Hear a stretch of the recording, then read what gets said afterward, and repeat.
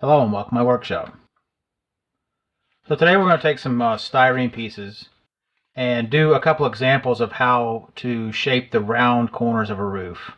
There's probably several different ways you can do this. I'm going to show a couple and hopefully this will help people out. So let's get started.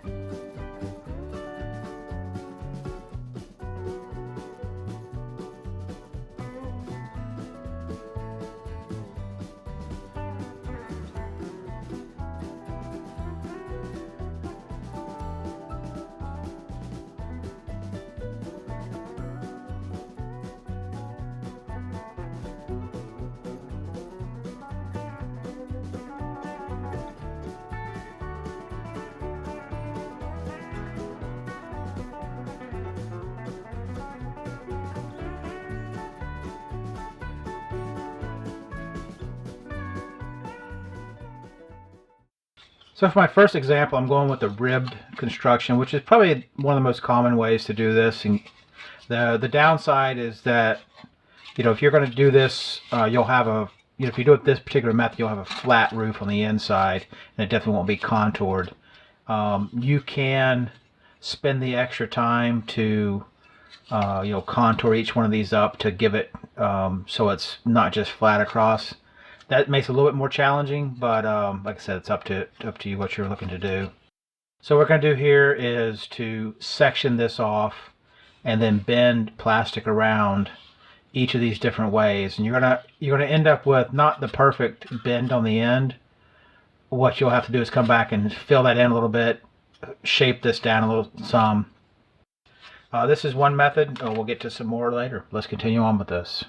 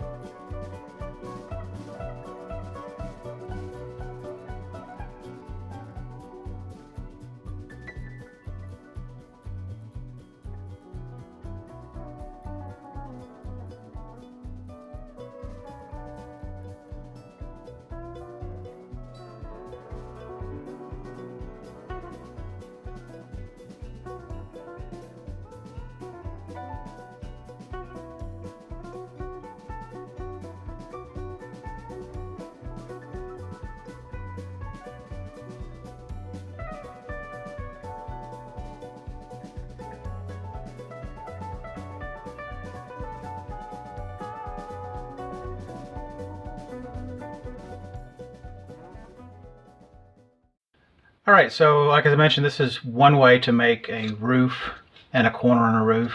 It is probably not the most elegant way, but it is a way to get a light roof.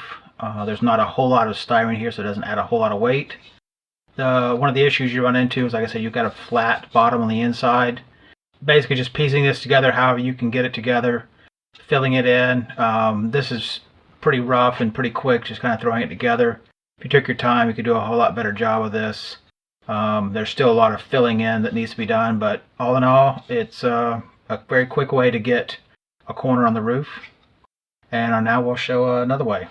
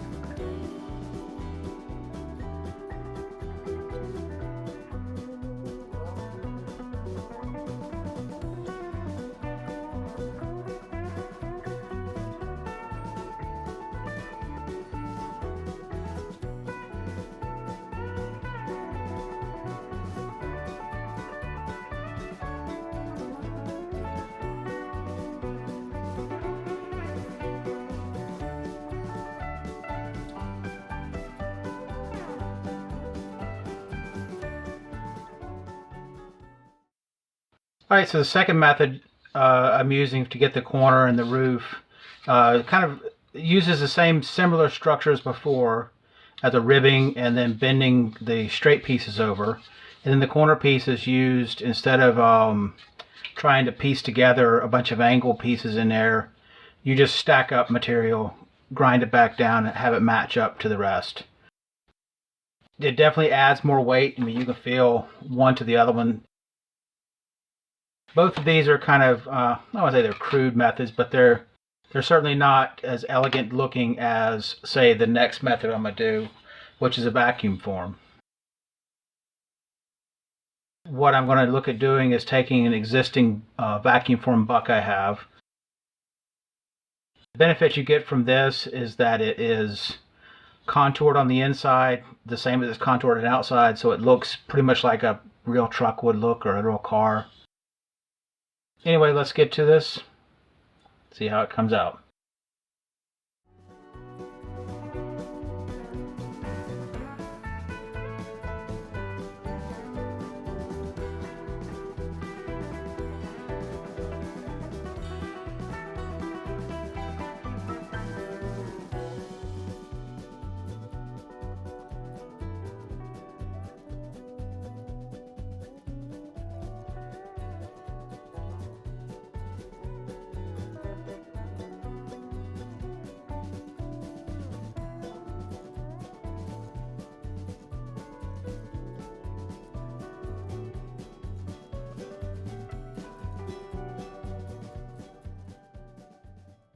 So as mentioned, the last thing we did was a vacuum pull. So I used an existing buck I had laying around and just did the vacuum pull around that. Now this is 60 thousandths styrene. It's pretty thick stuff.